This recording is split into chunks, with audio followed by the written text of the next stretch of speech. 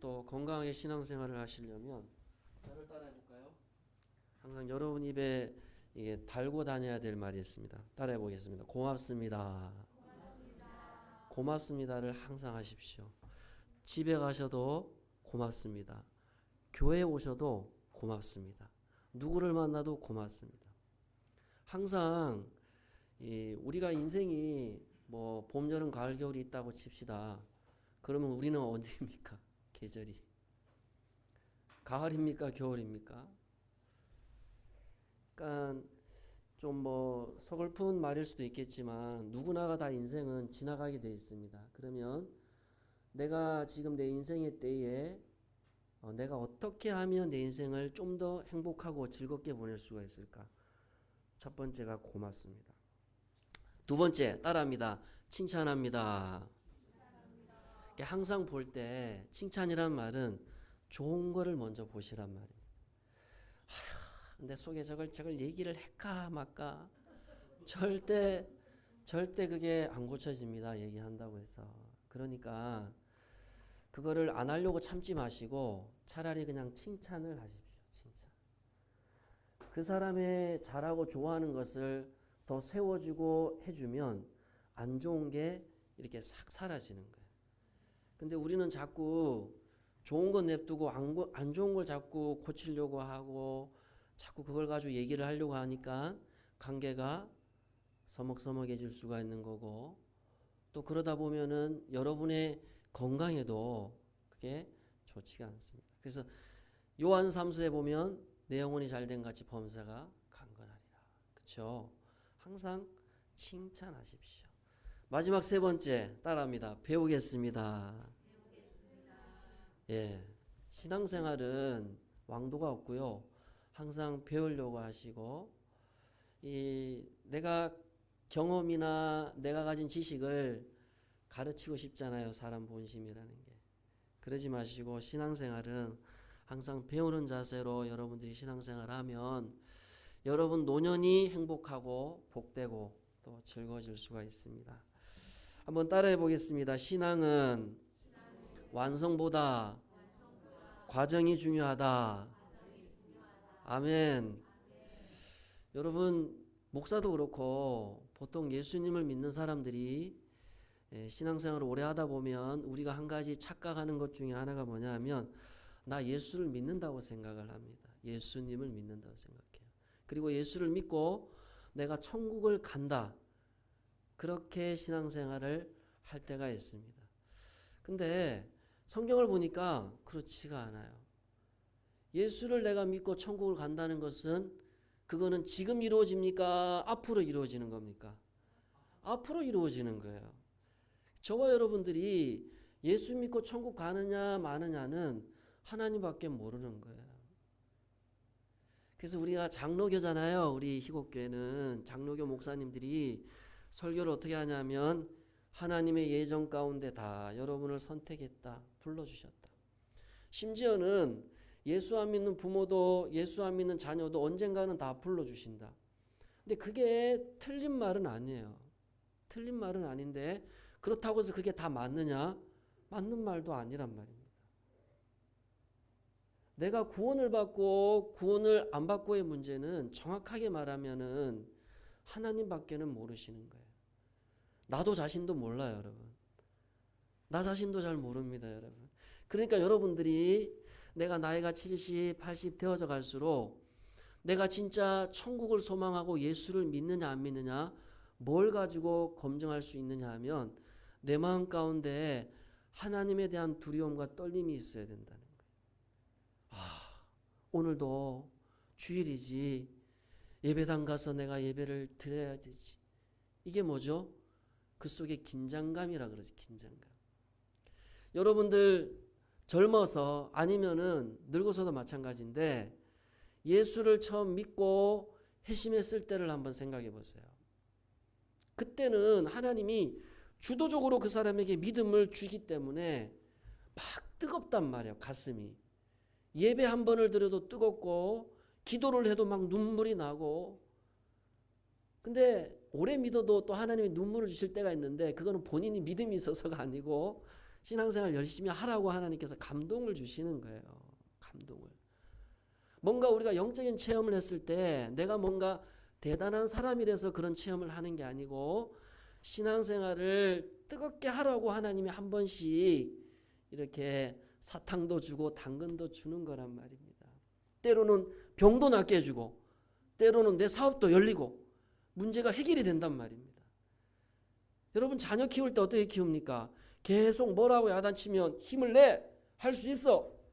물론 이 말도 좋은 말이지만 계속 그렇게 말해보세요. 지친다고요. 때로는 맛있는 것도 사주고 애 데리고 저 놀이터도 가서 놀아도 주고 또 애한테 선물도 주고 하나님이 우리 신앙생활을 그렇게 인도해 가신다고요. 왜냐하니까 하나님이라고 하는 존재 자체가 너무 크고 하나님이 우리가 70, 80평생을 살아갈 때에 자기를 우리에게 보여주는 게 한계가 있습니다. 그리고 다 보여준다 할지라도 천국과 지옥을 이 시간 다 보여준다 할지라도 우리가 감당이 안 됩니다.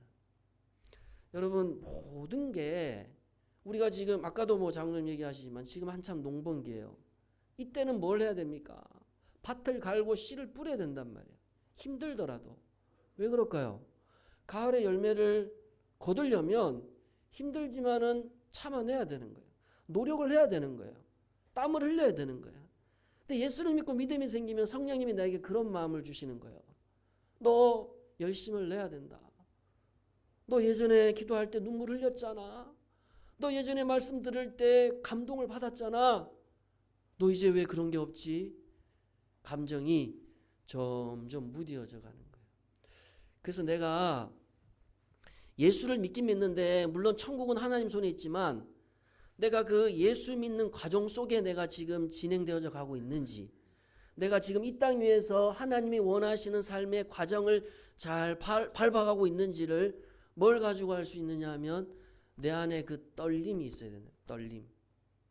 하나님 생각하면 자다가도 한 번씩 벌떡 일어날 수 있는 떨림이 있어야 된다는 거예요. 그 말씀이 어디 있냐면 우리 같이 한번 읽어볼까요? 12절입니다. 시작. 그러므로 나의 사랑하는 자들아 너희가 나 있을 때뿐 아니라 더욱 지금 나 없을 때에도 항상 복종하여 두렵고 떨림으로 너희 구원을 이루라. 여기 구원을 이룬다는 게 지금 이루라는 거예요. 이루어 갈 것이다가 아니고 지금 이루어야 된다. 어떻게? 두렵고 떨림으로 구원은 이루어진 것이 아니고 이루어가고 있는 겁니다. 그래서 성경을 우리가 가만히 읽고 공부를 하다 보면 성경 안에 종말이라고 하는 사상이 여기에 표해서 종말. 종말이 뭐냐 하니까 예수님 언제 오신다고요? 오늘 오십니까? 다음 주에 오십니까? 몰라요.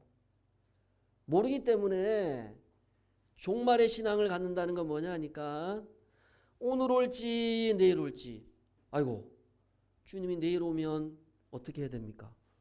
내가 신앙생활 이렇게 해서는 안 되겠는데 주님이 다음 주에 온대 아이고 그럼 한 주밖에 안 남았네. 기도생활 좀 더 열심히 하고 말씀 좀 더 읽고 뭔가 우리 안에 그런 감정이나 마음의 동요가 일어난다는 거예요. 그래서 여러분들도 내가 하나님께서 나에게 주신 이 구원을 지금도 내가 이 땅에서 잘 진행해 가고 있는지 아닌지를 확인해 보시는 방법이 뭐냐 하면 여러분 마음 가운데 감동이 있어야 돼요. 찬양을 해도 감사가 있고 기도를 해도 눈물이 있고 말씀을 들으면 아멘하고 순종이 되고 그 말씀대로 살고 싶은 내 안에 그런 어떤 하나님이 주시는 열심이 우리 안에 있어야 된다는 겁니다. 그래서 신앙생활은 저와 여러분들이 꼭 기억하셔야 되는 게 단거리가 아닙니다. 내가 예전에 잘 믿었다고 해서 과거에 잘 믿었다고 해서 중요한 게 아니고 끝까지 가야 되는 거예요. 신앙생활은 장거리입니다. 장거리. 장거리는 자기 페이스를 잘 조절해야 돼. 페이스. 자기 위치를 잘 조절하고 숨고르기도 잘 해야 됩니다. 그리고 이 걸음걸이도 보폭을 잘 맞춰서 잘 걸어가야 돼요. 모든 것을 조심조심 잘 살피면서 가야 된다는 말입니다. 두렵고 떨린다는 것은. 근데 오늘날 성도들이 자꾸 신앙의 결과를 보여주려고 하다 보니까 신앙생활이 힘들어질 수 있는 거예요. 나 예수 믿는데 하나님 이 문제 해결해 주세요. 저 문제 해결해 주세요. 그 이전에 내 안에 하나님 생각하면, 말씀을 들으면, 기도를 하면 내 안에 성령께서 감동을 주시고 주님이 내 삶에 동행하고 계시고, 주님이 내 삶에 동행하는데 내가 함부로 곁길로 갈 수가 있습니까?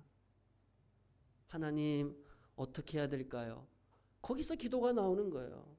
기도가 오늘도 시간을 정해서 기도해야 되는데 그게 아니고, 주님과 지금 내가 동행하며 걸어가고 있는데 그 과정 속에서 인생에 많은 문제들이 있잖아요. 그럼 주님께 물어봐야 되잖아요. 어떻게 해야 되겠습니까? 거기에서부터 기도가 나오는 거예요. 주님, 말씀이 빛이라면서요. 이 문제 어떻게 해야 되겠습니까? 말씀 주세요. 그래서 말씀이 펼쳐지는 거란 말이죠. 모든 것들이 어린아이가 1살이 넘어서 걸음마를 걷기를 시작합니다. 어떻게 걷습니까? 막 걷습니까? 나 이제 다 할 줄 알아. 안 그렇잖아요. 한 발 한 발 조심스럽게. 오늘도 주일날 여러분들이 예배를 드릴 때 경건하게, 어떻게 하면 주님이 기뻐 받으시는 예배가 될까? 어떻게 하면 내가 가정에서 돌아가서 내 삶에 감사가 있을까? 칭찬이 있을까? 배우려는 삶을 내가 살아갈 수가 있을까? 그렇게 생각하며 살아가는 것이 구원의 과정이라는 겁니다. 여러분, 절대 여러분 봄에 심었던 씨앗이 한 번의 열매를 맺지 않습니다. 신앙도 마찬가지입니다. 내가 뭔가 헌금생활, 봉사, 기도 다 이루었다라고 생각하지 마세요. 과정은 겸손해지는 거예요. 과정은 배우는 자세를 가지게 됩니다. 그렇구나. 오늘도 내가 새롭게 깨달았구나. 하나님 부르시는 그 순간까지 배워야 됩니다. 주님 나라 가는 그 순간까지 겸손함을 유지하셔야 됩니다. 세상 사람들도요, 성공한 사람들의 그 얘기를 들어보면 하루아침에 벼락부자가 된 게 아니더라고요. 노력을 합니다. 안 먹고 안 쓰고 모아서 뭐 수십억을 모았다는 자수성가한 사람들의 말을 들어보면 2절이 있어요. 뭐냐 하니까, 제가 못 먹고 가난할 때 힘들게 노력해서 돈을 모았는데 그 돈을 모은 것보다 더 힘든 게 뭐냐 하니까 내가 지금 이 삶을 유지해가는 게 더 어렵다는 말들을 해요. 왜 그럴까요? 사람은 개구리가 올챙이적 생각 못한다 그러잖아요. 그러니까 신앙생활이 단거리면은 우리가 좀 참고 인내하며 천국을 가면 되겠는데, 신앙생활은 장거리란 말이에요. 그리고 이 장거리라고 하는 과정 속에 하나님께서 모든 것들을, 여러분의 모든 것들을 다 가르치고 깨우치게 하십니다. 천국 백성이 될 때까지 훈련이라 그러죠. 연단이라 그러죠. 그래서 신명기서에 보게 되면 하나님 뭐라 그랬죠? 내가 너희로 광야를 걷게 했다는 거예요. 왜? 삶이 풍요로워지면 누가 떨고 두려워하면서 신앙생활 하겠습니까? 그래서 하나님이 광야를 주시는 거예요. 너 긴장해야 돼. 신앙생활 오래 한다고 자꾸 마음이 약해지면 안 돼. 내가 처음 너를 만나줬을 때 생각해라. 두려운 마음을 가져야 되는 거예요. 여러분, 처음에 예수 믿으면은 참 감사하고 기쁘죠. 근데 진짜 신앙생활이 되게 되면 자녀들도, 자식들이 자라잖아요. 그제서야 부모가 무섭다는 걸 알거든요. 그게 성숙해지는 거예요. 하나님도 마찬가지예요. 처음엔 하나님이 참 감사하고 즐거운데 진짜 하나님을 믿다 보면 진짜 하나님이 두렵구나. 하나님보다 무서운 분이 있어요? 없습니다, 여러분. 그러면은요, 우리가 낮에 일하다가도 정신이 번쩍번쩍 한다고요. 제가 한 번씩, 어쩌다 한 번씩 애하고 목욕탕을 가는데 우리 애는 탕 속에 안 들어가려고 그래요. 뜨거워서. 뜨겁잖아요. 그 탕 속에 한번 들어가면 지옥은 불이라 그랬는데 여러분 그거 어떻게 견뎌내겠습니까? 그 지옥불에 던져 버릴 수 있는 분이 하나님이라는 거예요.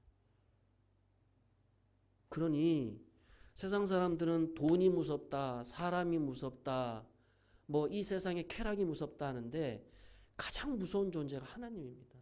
그래서 바울이 빌립보 교회 성도들에게, 이 성도들이 자기 있을 때는 신앙생활을 어때든지 열심히 했던 것 같아요. 근데 이제 바울도 떠나고 바울이 감옥에 갇혔다는 소식이 들리고 자꾸 환경이 어려워지니까 신앙이 어떻게 됩니까? 자꾸 축 처지는 거예요. 벌이요, 접시에다가 꿀을 묻혀서 밖에다 냅두면 벌이 막 모여요. 처음에는 벌이 더듬이로 꿀을 빨아먹지 않습니까? 근데 점점 꿀 가까이 가요. 한 발, 두 발, 세 발, 네 발, 다섯, 여섯 발 다 꿀 속에 들어가면 다 먹고 날개짓을 하잖아요. 꿀이 못 날아갑니다. 못 날아가요. 여러분, 세상에 주는 달콤함보다 하나님의 두려움이 더 강하다는 걸 아셔야 됩니다. 세상이 너무 거칠어서 내가 신앙이 이렇게 됐다, 그거 변명이에요. 그렇지 않아요. 하나님을 두려워하게 되면 절대적으로 우리의 신앙이 흔들리지가 않습니다. 나태해질 수가 없는 거예요. 힘들어질 수가 없는 겁니다. 주일날 주님 앞에 와서 예배하고 찬양하려는 열정들이 불긋불긋 일어나게 된다는 겁니다. 여기 하나님이 계시단 말이죠. 성령님이 여러분 마음 가운데 임재하신단 말입니다. 성자 예수께서 여러분에게 믿음을 주시고 말씀을 깨우쳐 주신단 말입니다. 지금도 혹이라도 잠이 오잖아요. 하나님 한번 생각해 보십시오. 잠이 오다가도 벌떡 되돌아가게 될 거예요. 하나님 생각하십시오. 그게 여러분이 지금 구원의 여정을 잘 밟아가고 있다는 증거를 알 수 있습니다. 그러면서 바울이 뭐라 그러냐면, 하나님은 만세전에 여러분을 향한 뜻을 가지고 계셨는데 그 뜻이라는 것은 여러분하고는 상관없이 자기의 뜻을 이 세상에 하나님께서 뜻을 이루어가는 게 아니고, 하나님은 반드시 하나님의 자녀들에게 믿음이 있고 말씀대로 살고 거룩하게 살려고 하는 하나님의 백성들에게 자기의 뜻을 주신다는 거예요. 그래서 내가 구원의 완성은 아니지만 내가 지금 이 구원의 여정을 잘 걸어가고 있느냐 없느냐, 두 번째 검증할 수 있는 방법이 뭐냐 하면 내 속에 주님에 대한 소망이 있냐는 거예요. 13절 읽어보겠습니다. 13절입니다. 시작. 너희 안에서 행하시는 이는 하나님이시니 자기의 기쁘신 뜻을 위하여 너에게 소원을 두고 행하게 하시나니.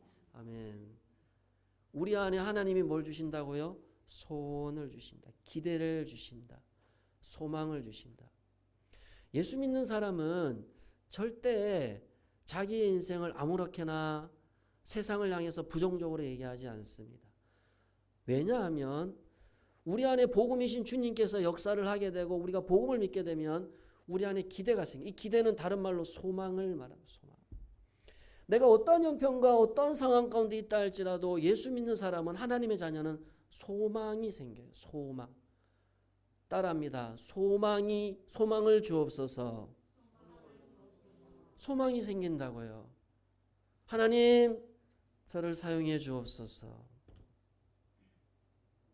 하나님, 제 가정을 사용해 주옵소서.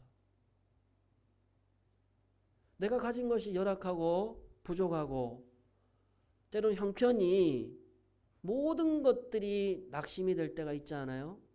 그 속에서조차도 예수 믿는 사람은 하나님에 대한 기대를 보게 됩니다. 그렇지, 주님이 나를 여기까지 인도하셨지. 나이가 든다고 해서 안 좋은 말이 나오는 게 아니더라고요. 소망이신 주님이 내 안에 있게 되면 그 속에서 그 입술을 통해서 소망의 말이 나오게 되어 있어요. 할 수 있구나. 주님이 함께 하시는구나. 해도 소용없어. 다 때려차라 마. 필요 없다. 이제 죽어야지. 여러분, 죽으면 어떡합니까? 그런 말을 함부로 하시면 어떡해요? 예수 믿는 사람은 말 한마디 한마디 조심스럽게 합니다. 왜? 두렵고 떨림으로 너희 구원을 이루라는 것은 여러분의 하루하루의 삶이 주님과의 구원의 과정이라고요. 언제? 12절에 말했던 대로 구원을 이루라. 지금 현재. 예수 믿는다는 것은 과거도 아니고 미래도 아니고 지금 현재예요. 지금 현재 그 사람의 모습을 통해서 저 사람이 구원받은 자인가 아닌가를 알 수가 있다는 겁니다. 그리고 그 두 번째 특징이 뭐냐면 항상 소망의 말을 한다고요. 항상 그 사람의 말을 듣고 싶단 말입니다. 남편으로부터 아내로부터 소망의 말을 들어야 된다고요. 내가 그 소망의 말을 할 줄을 알아야 된다고요. 할 수 있다. 하나님이 나를 통해 역사하신다.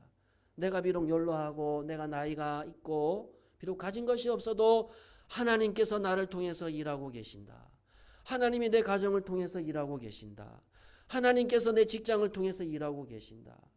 그런 긍정의 마음을 가지게 된다는 거예요. 아담과 하와가 하나님을 떠나서 인간은 마음이 삐뚤어졌다고요.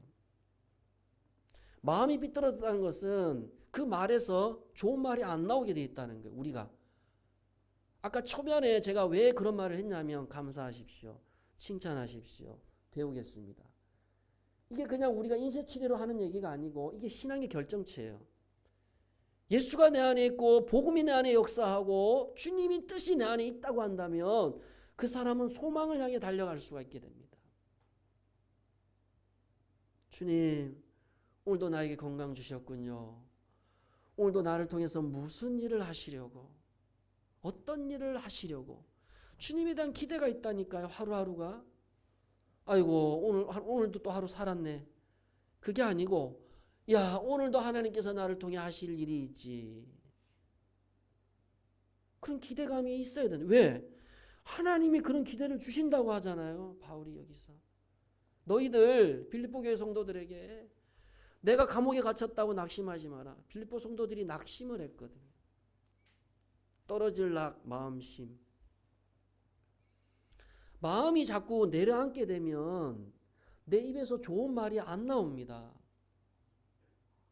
마음을 회복시켜야 돼요. 마음을. 내 마음을 하나님의 은혜와 평강과 말씀과 성령의 충만함으로 내 마음을 회복시켜 가야 되는 거예요. 하나님의 뜻은 여러분 뒤로 후퇴가 없습니다. 이 하나님의 구원의 뜻은 반드시 이루어 간단 말이에요. 여러분 한 사람 한 사람을 통해서 여러분이 가지고 있는 능력과 재능과 환경을 통해서 주님의 뜻이 이루어 가게 될 줄 믿습니다. 그런 믿음을 가지고 여러분 살아가십시오. 그렇구나. 하나님께서 나 안에 기대를 주셨고 소망을 주셔서 지금까지 내가 살아오게 하셨고 앞으로도 그런 하나님의 기대 가운데 내가 살아가게 될 것이다. 그런 마음이 있는 사람이야말로 구원의 과정을 겪고 있는 겁니다. 그러면서 바울이 너희들 원망과 시비가 없이 하라. 누구한테 하는 말이라고요? 순두계와 유오디아. 이 여자 성도님들이 빌립보 교회에서 조금 분란을 일으켰어요. 패거리 정치를 했단 말이죠. 네 편 내 편 갈라치기를 하고 네가 많니 내가 많니 서로 비판했단 말이죠. 빌립보 교회가. 너희들 원망과 시비가 있음으로 해서는 안 된다. 감사함으로 해야 된다. 기쁨으로 해야 된다. 기대함으로 해야 된다. 그러면서 너희들 천국 백성이지 않냐. 구원의 자녀 아니냐. 하나님의 자녀 아니냐. 그렇다고 한다면 내가 믿는 그 하나님, 내가 구원의 자녀라는 것이 반드시 어떻게 된다? 나타나야 된다. 열매를 맺어가야 된다. 우리 15절을 읽어보겠습니다. 시작. 이는 너희가 흠이 없고 순전하여 어그러지고 거스르는 세대 가운데서 하나님의 흠없는 자녀로 세상에서 그들 가운데 빛들로 나타내며. 여러분 하나님 믿고 예수 믿는데 세상 사람 세상에 묻혀서 사는 게 아니라는 거예요. 내 안에 예수가 있고 복음이 역사하고 내가 옛된 본성을 끊어버리고 주님의 거룩한 자녀로 살아가게 되면 흠없는 것, 도덕적으로 결점이 없는 걸 말하는 거예요. 예의가 발라집니다.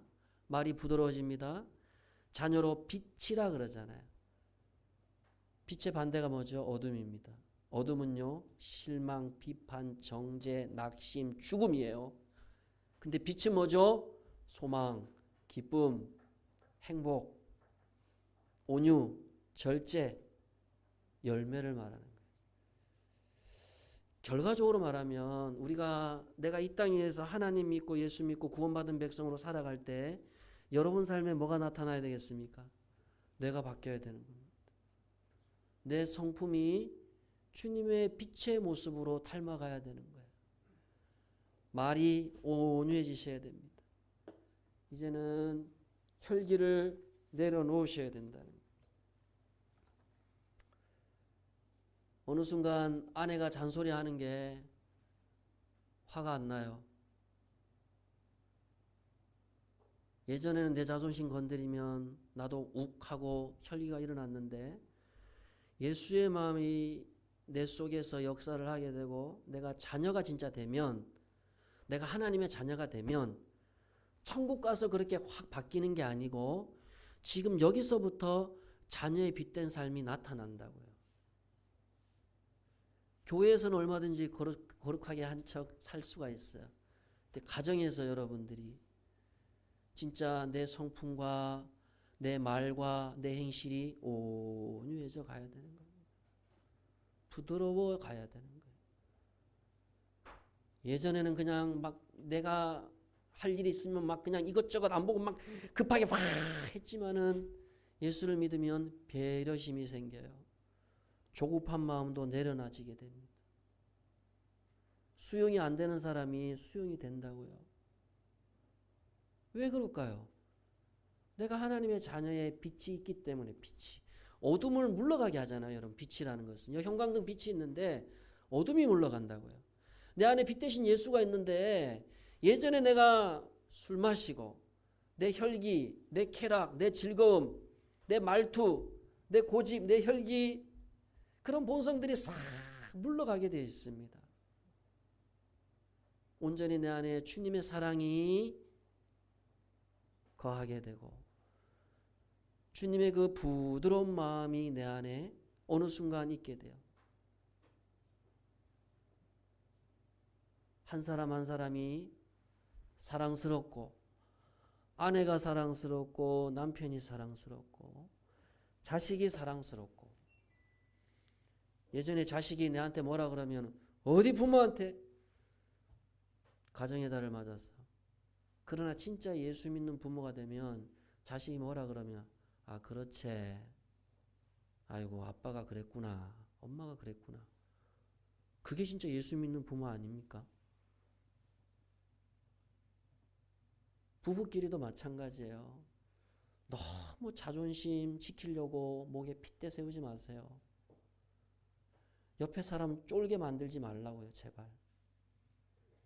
뭐라도 좀 건드리면 팍 일어나고 혈기가 일어나고.